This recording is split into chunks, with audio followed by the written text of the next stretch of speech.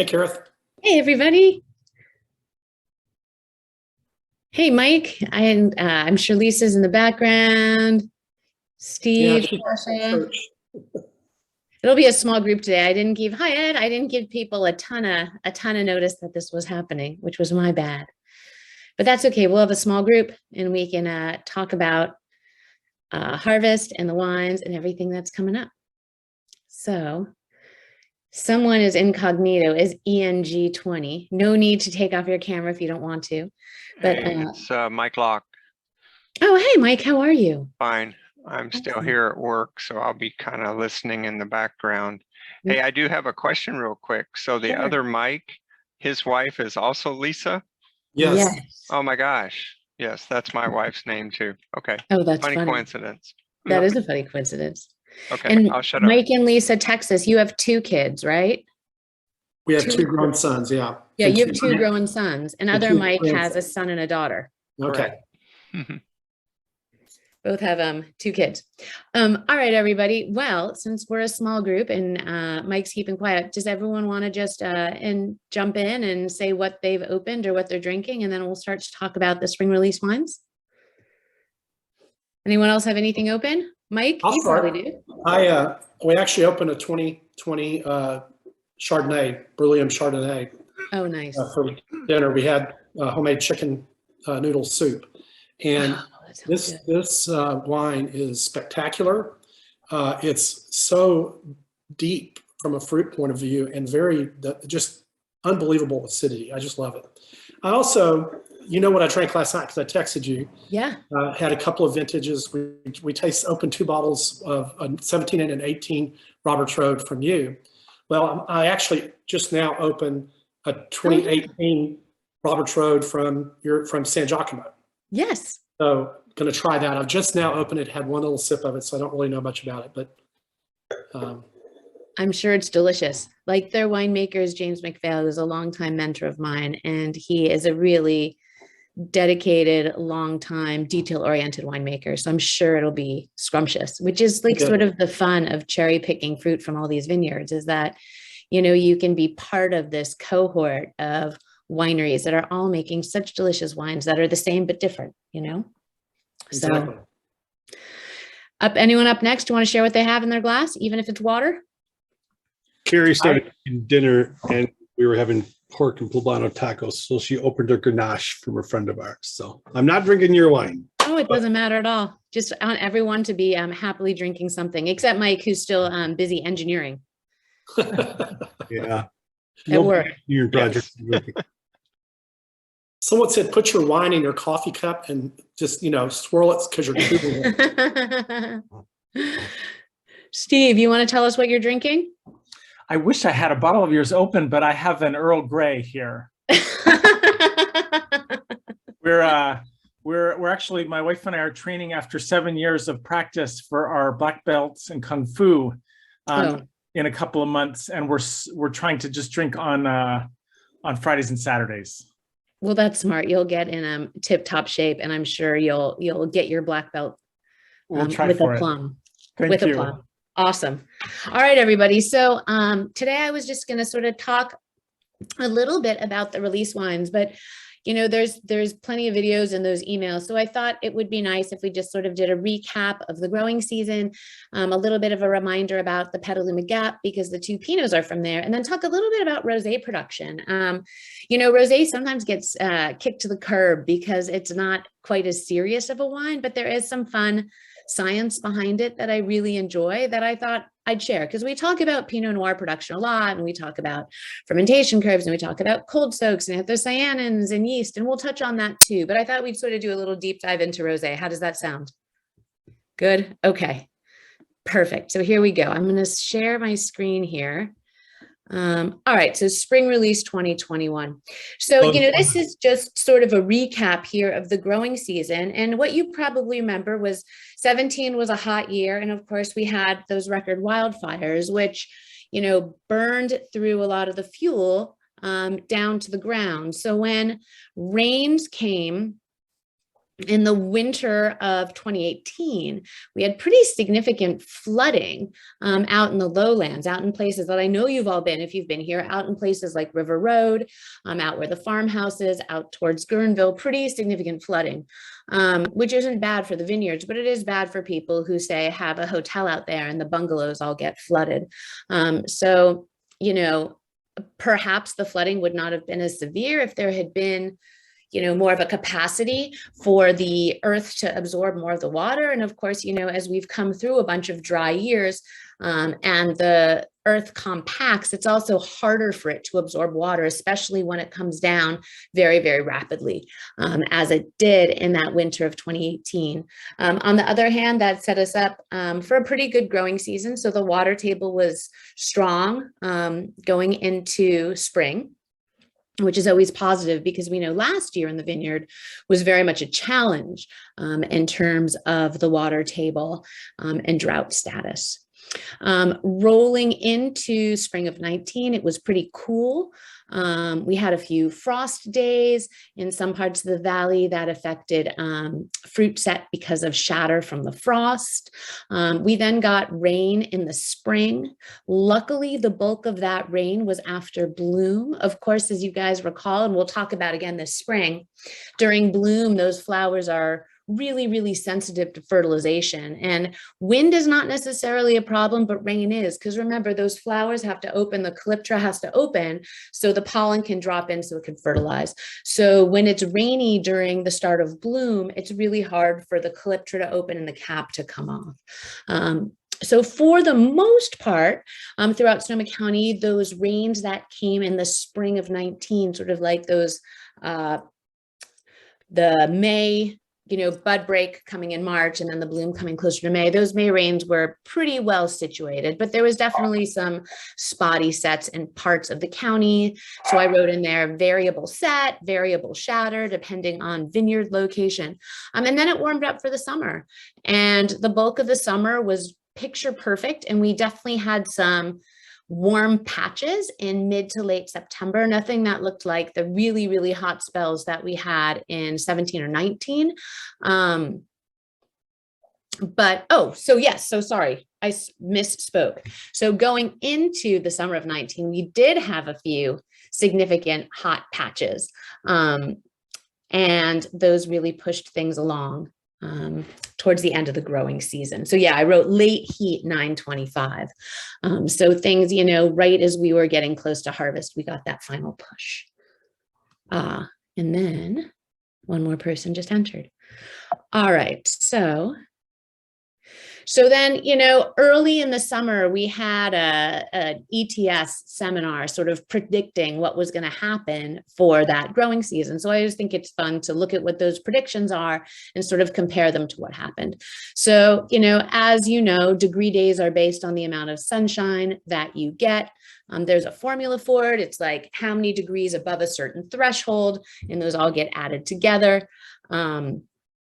And in July, we were still sort of behind on degree days, which means it will tend to be a later harvest. It's going to take longer for those grapes to ripen, and then things caught up a bit more.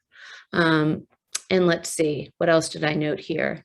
Maybe lower Yan. Oh, because it was a later harvest and because the grapes were on the vine a little bit longer, they may have consumed more of the nitrogen, which could possibly have resulted in a lower Yan in 2020.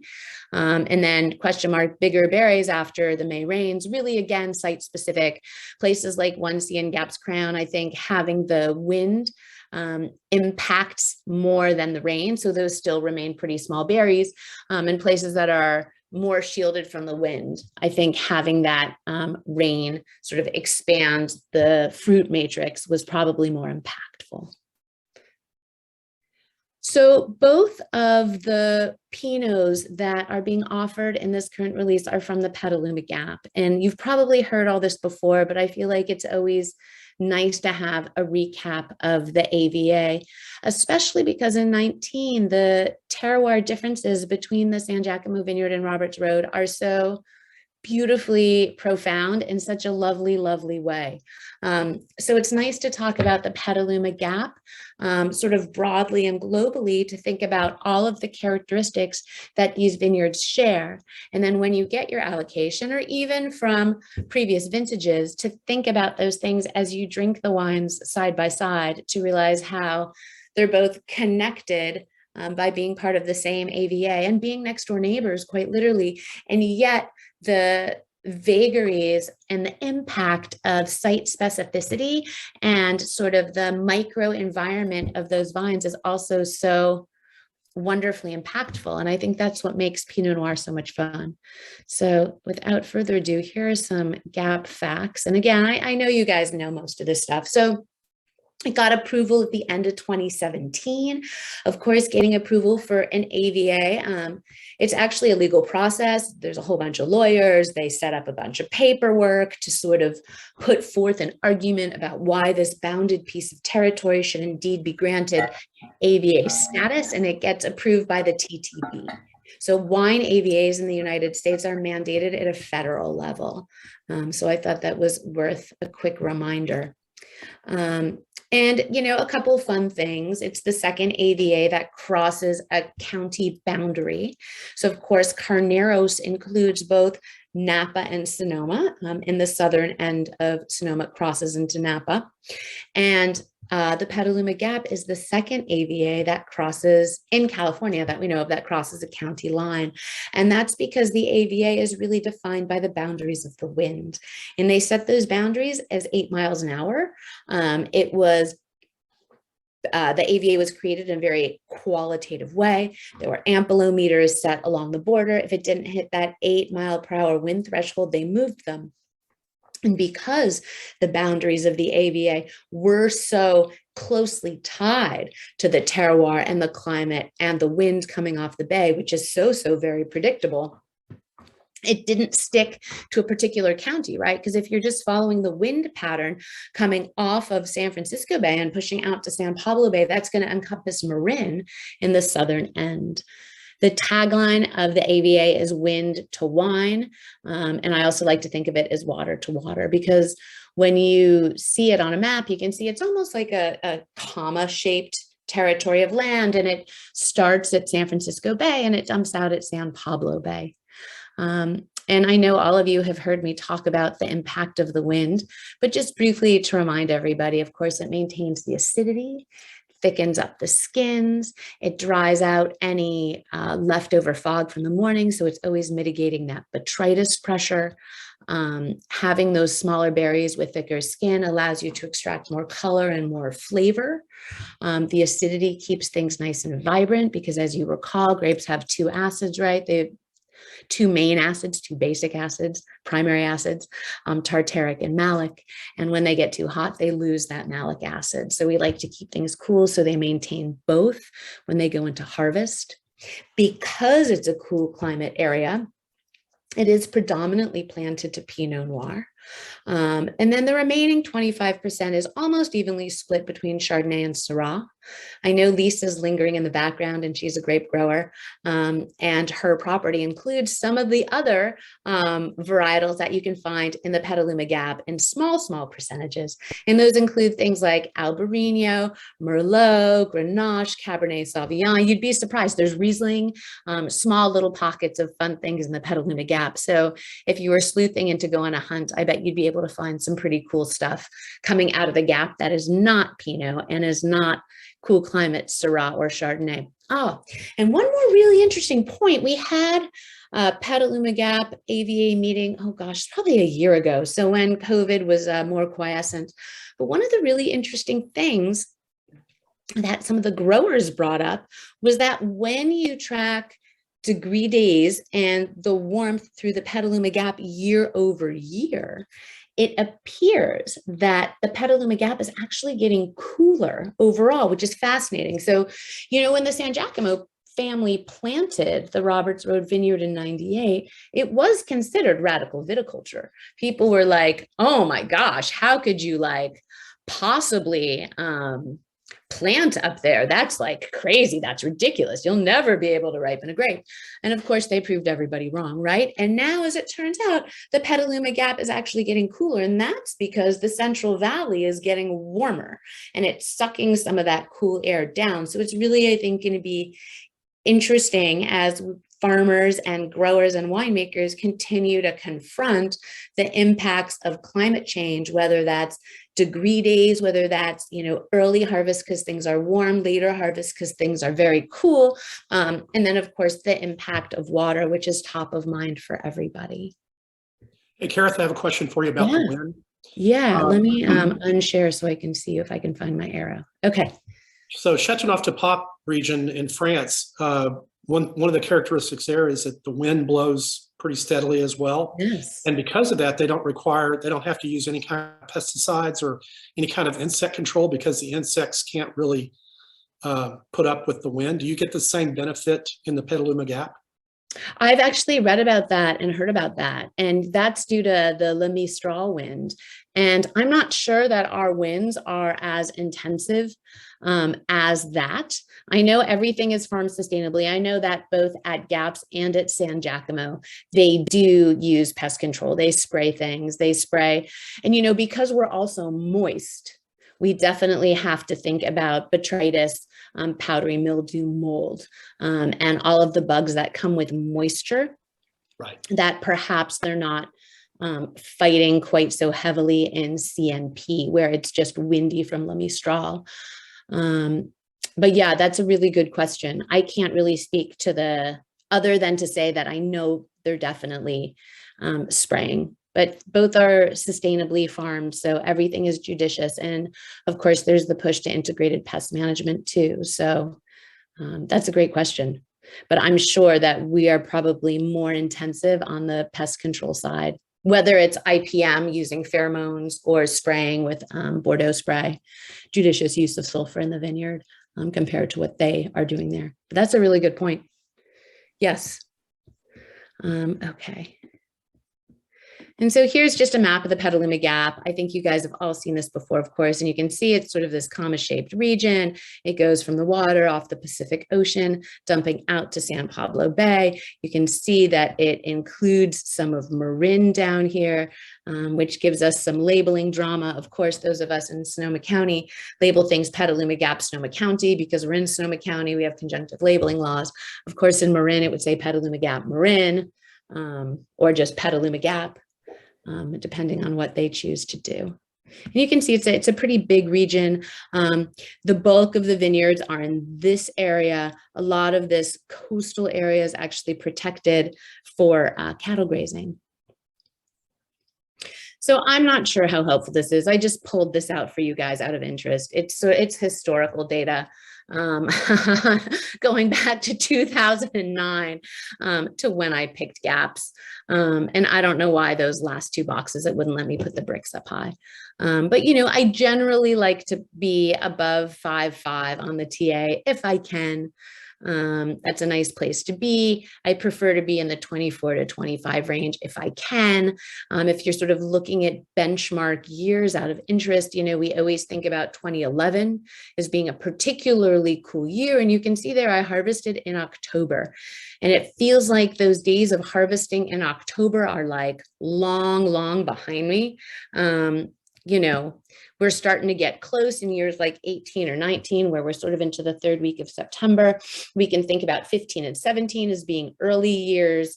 You can see that I was picking, sort of the early parts of September, but, fairly consistent other than some of those outlying years from the colder harvests like 2011. But, generally within the first 2 weeks of September, ballpark. And then as you can see, 2019, again, we talked about having that cool, damp spring that sort of slowed things down early on before we had that final push of heat during summer, which moved things along. but kind of fun to see. And then here, just to remind everybody about fermentation curves, these both looked lovely, right? Of course. So in red, you can see the temperature. In blue, you can see the sugar. We call this the lag phase, where the yeast start to build up, but they haven't quite consumed sugar yet. We call this the log phase, or the exponential phase, where the yeasts are multiplying very, very quickly, consuming lots of sugar. Things sort of stabilize in the stationary phase, and then the yeast die out as they consume that final sugar. And at the same time, during this exponential log phase, as the yeast are rapidly multiplying and consuming the sugar, it pushes the temperature to its highest peak. And again, these curves are pretty consistent. We know that, yeast consume sugar during fermentation in a very predictable kind of way that's been mapped out again and again, most famously in some great articles by Linda Bison at UC Davis. But, anytime there's a problem with fermentation, there would be an alteration in that curve. So I just popped those up there because, I love to show fermentation curves.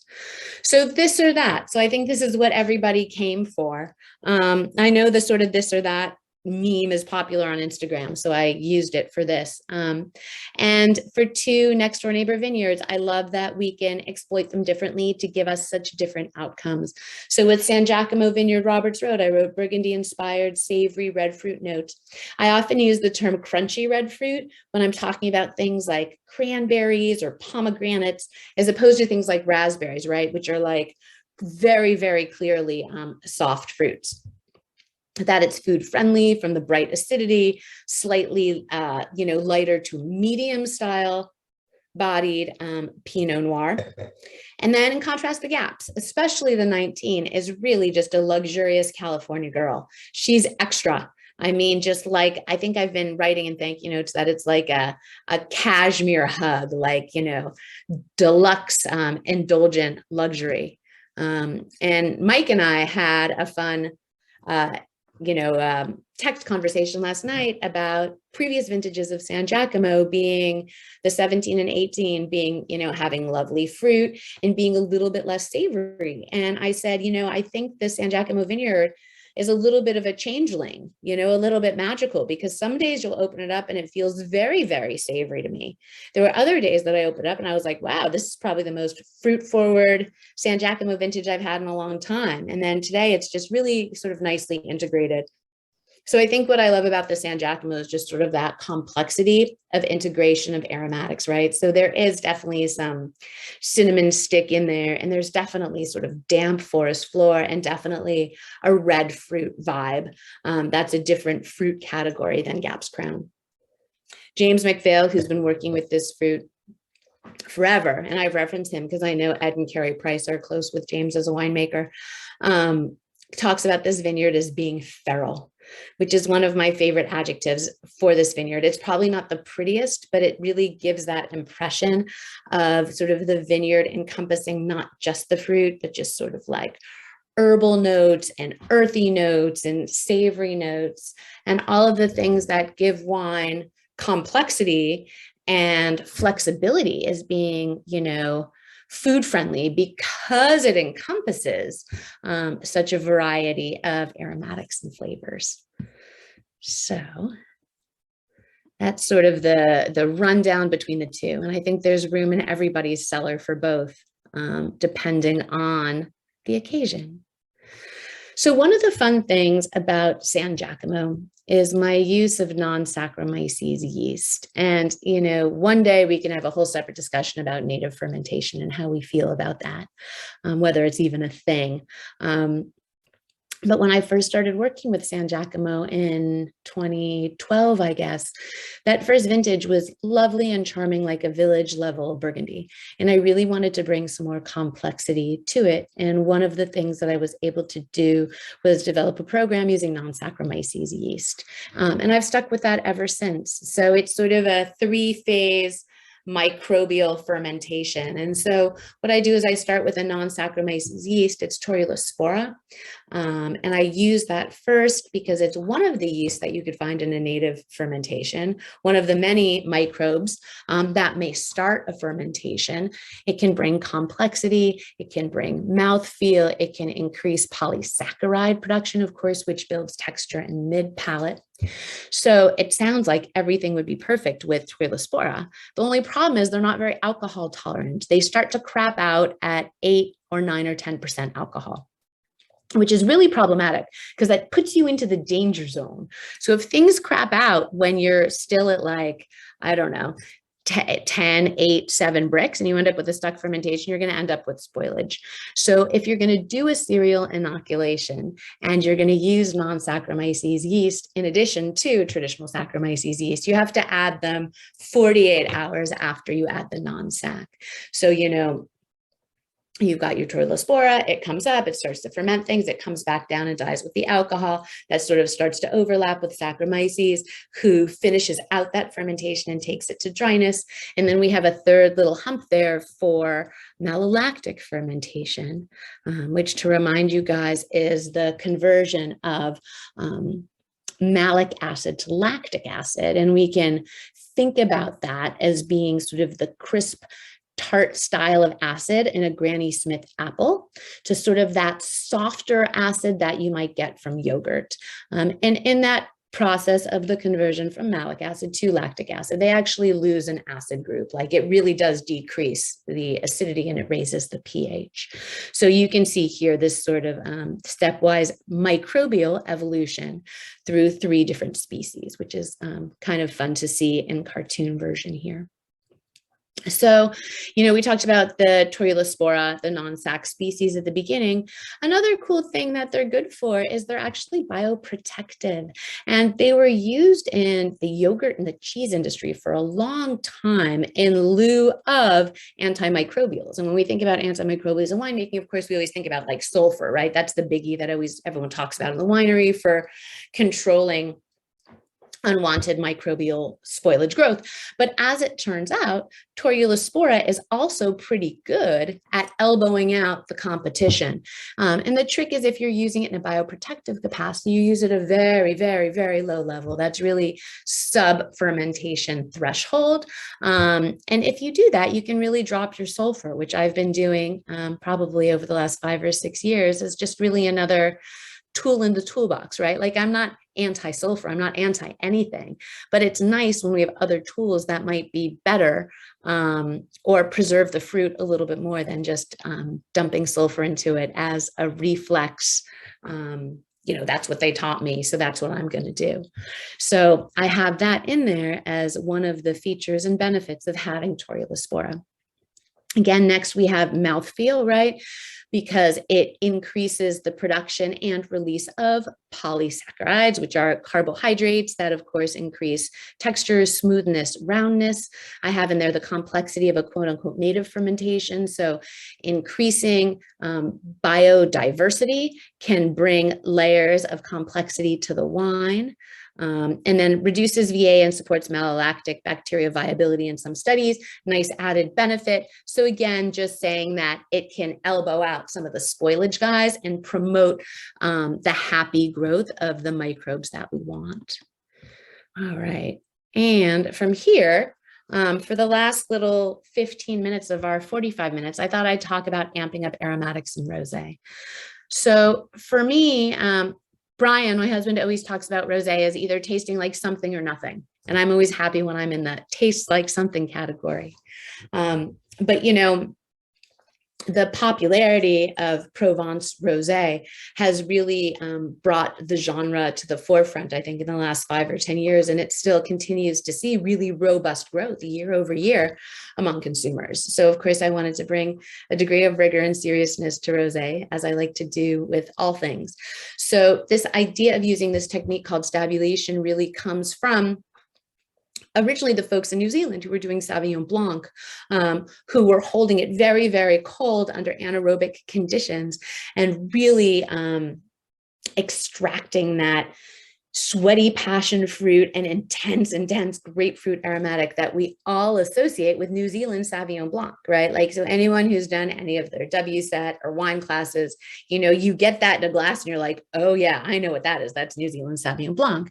Well, as it turns out, we are able to pinpoint some of those aromatics back to chemical compounds that we can recognize in the wine. And there's sort of two big categories of these aromatic compounds when we're thinking about rosé. The first are the thiols, and those have a double bonded sulfur in them, some plays 3MH, 3MHA. It's easier to probably talk about the acronyms than the actual words. And then there's the medium chain fatty acid esters, so the ester group. And each of these categories is associated with sort of a particular aromatic thumbprint, which is kind of fun. So here we can see broken down the esters, which generally tend to be in the tropical category, right? Pineapple, apricot, here pear is a little bit of an outlier. And of course, none of these are exact, but it's kind of fun to be able to break it down. And then here we're really able to break down the thiols into 3MH, 3MHA, and 4MMP. And you can see a lot of these descriptors for passion fruit, gooseberry, guava, box tree, blackcurrant, which is actually kind of tart, grows on a tree, kind of different than like the currant on a blackberry bush, as I've learned, are some of those descriptors that I often put into my rosé, and that you'll often see in New Zealand Sauvignon Blanc. So these are the three big thiols. Again, they're categorized by having double bonded sulfur bonds. So how can we increase these aromatics by encouraging these natural compounds in the grape to be extracted during fermentation so that they'll end up in our wine? And it turns out the answer is this thing called stabulation. And really, stabulation is just keeping the juice very, very cold on the gross lees. And, you know, when I think about that, I often compare it to orange juice with pulp, orange juice without pulp. When we're talking about stabulation, we're like orange juice with pulp, right? Like thick juice with all those little guys in it. And keeping it on the gross lees, keeping it in contact with the pulp. That pulp starts to break down. Those chemical compounds are released into the juice and released further during fermentation. And in contrast, when we are fermenting rosé, which can get very, very stinky and reductive, we're talking about having it without the pulp.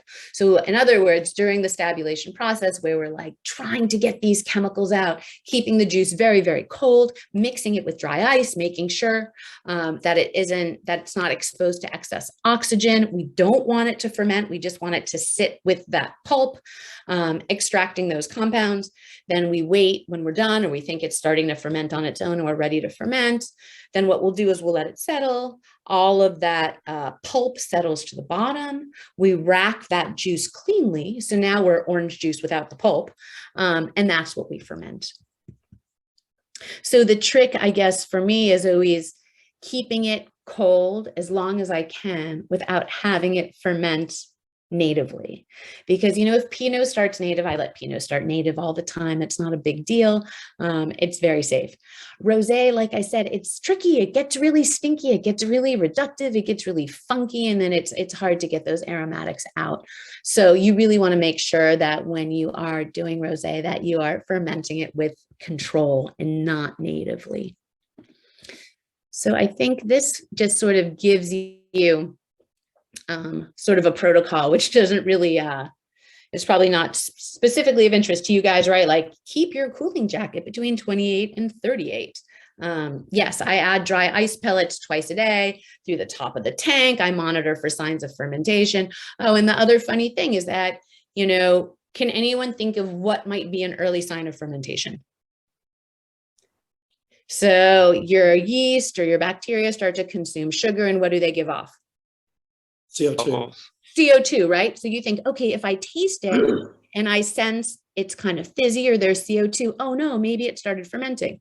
Well, now the problem is every day, twice a day for like the last 6 days, I've been dumping dry ice in the top of the tank. And what is dry ice? CO2. CO2. So that's not always the best metric. So of course, in addition to tasting it for being fizzy, we're checking the bricks every day and making sure there's not a significant drop in the sugar. So stabulation, oh, right, and high energy use, right? So to keep the tanks cold, they need to be turned on and they need to be very cold. And this is just a nice chart from the folks at Lafort. Of course, it's in French, but what they're showing you is that as the duration of stabulation increases from 0 days to 26 days, holding the tank cold, you can see over time the proportion of the thiols increases. And here it's showing the esters as well, which are increasing over time the longer you keep the juice in contact with the gross lees. And you know, there's other things that will affect the extraction of sort of the thiol category versus the ester category. One of them has to do with when you feed your yeast. So it turns out if you feed your yeast right as the sugar starts to drop, like 1, 2, 3 bricks drop. And what by feed, what I mean is replace some of the organic nitrogen, replace organic nitrogen if it doesn't have any or have enough to get through fermentation. But obviously not adding nitrogen if your YAN's very high. But if it needs a nitrogen amendment, adding that nitrogen really early in the arc of fermentation favors thiol production, whereas adding that nitrogen later in the course of fermentation seems to favor ester production. So again, it's pretty cool and pretty interesting that there are multiple factors that we can use to sort of push the aromatics in one direction or the other. And here you can see if it's very, very cold, it's favoring esters. If it's on the warmer side, it's favoring thiols.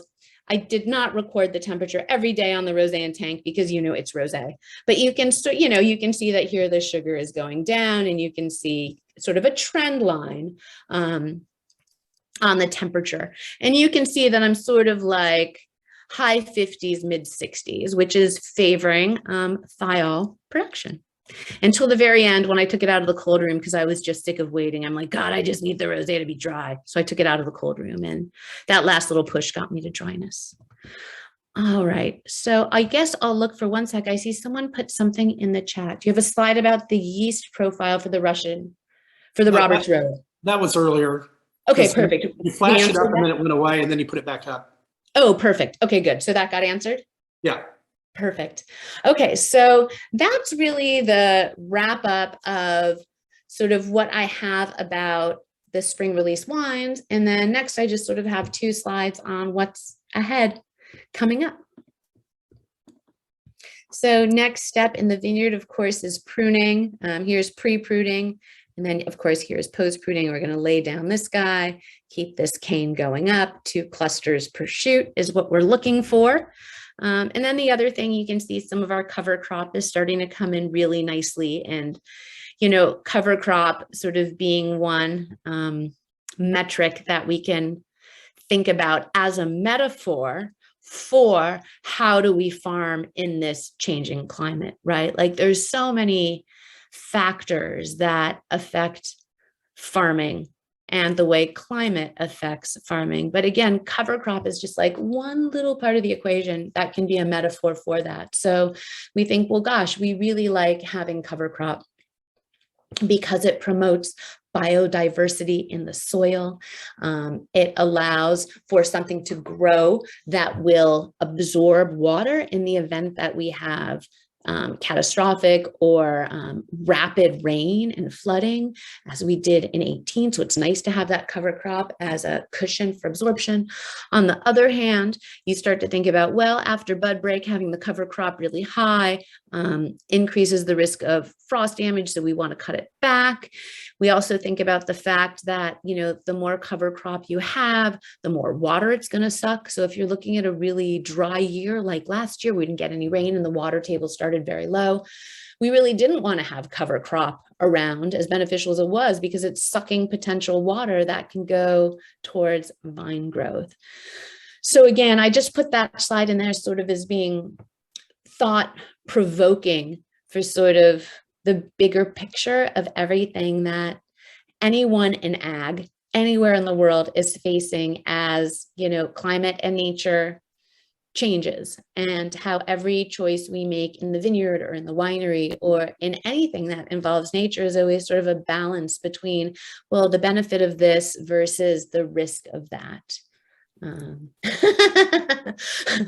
Poor Ed, sitting in cold Wisconsin, not exactly in rosé weather. He's in another nor'easter, I think. Yes. No, actually the line is Chicago's got like 14 inches of snow and we've got nothing. It's rare that it usually comes up to us, but it's down there and they can have it. So it's just cold, but I can live through that. Right. So if it's not snowing, is Carrie out there in like a sundress, or it's just cold? She's cold all the time. She'd be cold. No. Well, hopefully talk of rosé and some pictures of some green cover crop give you hope for sunshine. There's always hope. And less than 60 days to opening day of baseball. So that's good. And we'll see what Puxatawny Phil says tomorrow, right? Because isn't that was today. And it was today. Yeah. What do you say? 6 more weeks. Yeah. More winter, but yeah. Oh, sorry. Ooh. Oh, yeah, 12 inches. Yeah, Steve's, it kind of went up that way, Chicago and straight up. So yeah, I bet they're getting hit. So. Oh man, poor Sasha in a tent in the snow. She deserves plenty of wine when she gets home, Steve. Yeah, the only thing in Adrian seems to be a Hampton Inn and a Walmart. So she's warm in a Hampton Inn, but she has spent her week sawing and learning hand tools for woodworking. So. Well, at least she can get some like very heavy duty work boots and a work coat at Walmart. Yeah. I guess that's the upside. She's loving it. I had a question that would take us back to the beginning of your talk. And that is knowing how hands-on you are with every step, including waxing the tops of the rosé bottles.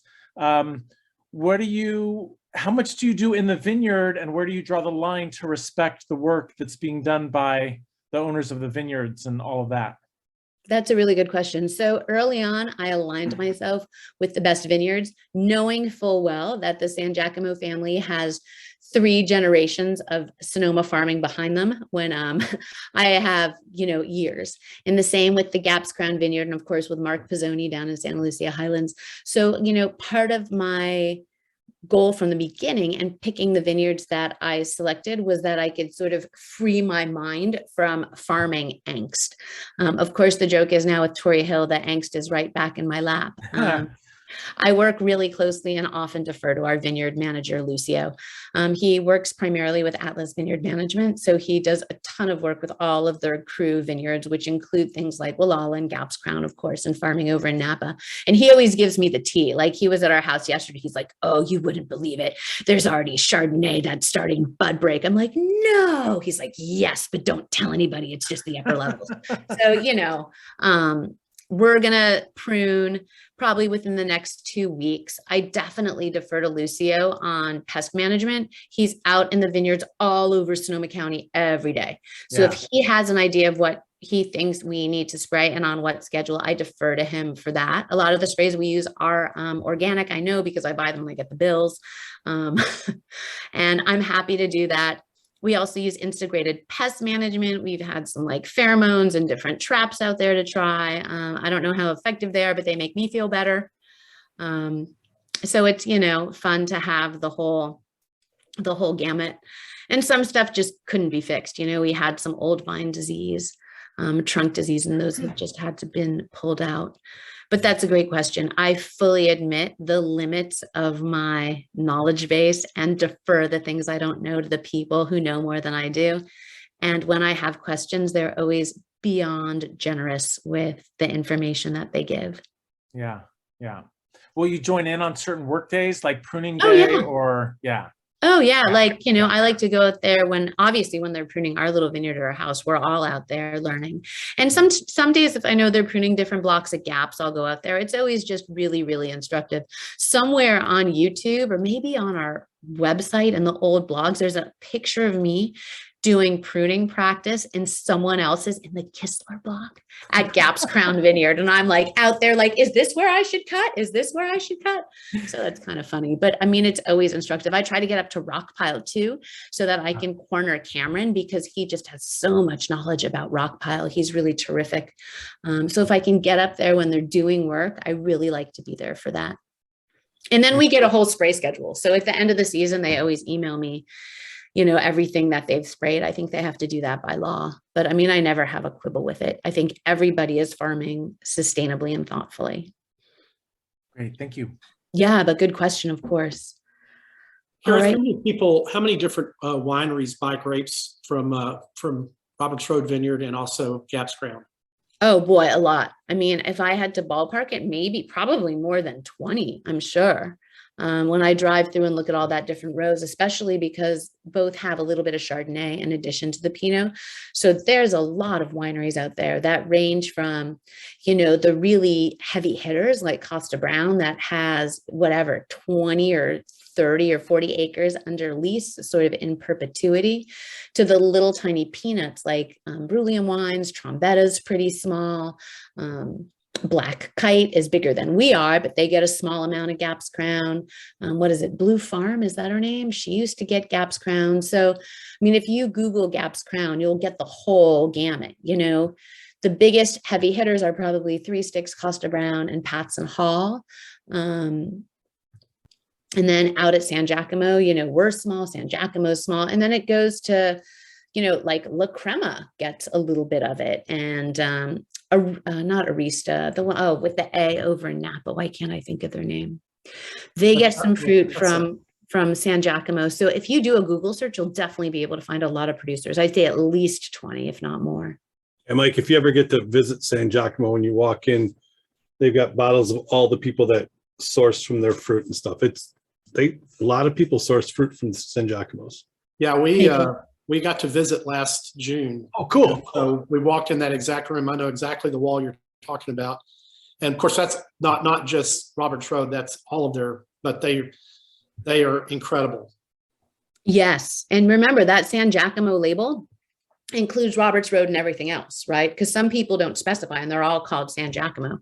Yeah. So when you embrace everything that they farm, it's a lot throughout Sonoma County. Like Kendall Jackson buys a lot of Chardonnay, not Roberts Road Chardonnay. That's too expensive. But, you know, some of their other stuff that's like off Lakeville Highway and stuff, that's farmed a little bit more for yield. I thought I had a picture of the vineyard maps. Maybe it didn't click yet. Oh yeah, there you go. Did I show this? No, you didn't show that, no. Oh, well, sorry, guys. Oh, so I just put these in because they're kind of fun. It just shows the different blocks and the different clones and the different rootstocks. So San Giacomo, I'm block 21 and block 3. And this past year, I finally got a little bit of Swan from in here, which was sort of lovely. Of course, at Gaps, I get block 1C. It's the highest point of the entire vineyard. It's got southwest exposure. It sits above the fog line. And then I also get block 13. I used to be in here, then I was out here. Now I'm back here in rows like around 118, 115. So that's sort of one of the lower points on the vineyard. So sorry, I skipped over this. It's kind of fun because it puts things in perspective. Of course, you can see green for Chardonnay, red for Pinot, and on Gaps, you can see white for Chardonnay, red for Pinot. And it just kind of gives you an example of scope. It's kind of a fun slide to get to see if you've never seen the way those vineyards are chunked up. And what's the elevation of that highest one on Gaps that you have, 1C? Oh boy, I bet it's like 400 or 500 feet. It's high. Like I can't get there in the minivan. You can see all the way out almost to the water from there. It's pretty high. I'm not good at judging elevation. It's okay. So Rock Pile starts at 800 feet and going up Rock Pile Road is definitely steeper than the top of Gaps for sure. So it's less than that, but San Giacomo's valley floor. So it's way more than that. Yep. So at 400 feet, maybe I'd call it, like split the difference. I could look it up if I can find it on the website. I'll email you if I can find the exact data. Oh, it's not necessary. Okay. You've got plenty of other things. Keep making wine. Don't be Googling stupid things like that. All right, you guys, any other questions or thoughts on wines ahead and what's happening in the vineyard as we move into spring? Kareth, you had the sort of single slide breakdown of the stylistic differences between the two Pinots. Would you just give 30 seconds on Tory Hill? Yeah, sure. So for me, Tory Hill is the earliest ripening vineyard that I have. Our spot in the Russian River, I'm usually picking in the end of August, the first days in September. And my goal with Tory Hill is really to get that like red fruit and spice. So I've used a couple of different yeasts that I think really bring that red fruit character to the forefront. I don't play with non-Saccharomyces yeast with Tory Hill because I'm really looking for that bright red fruit profile.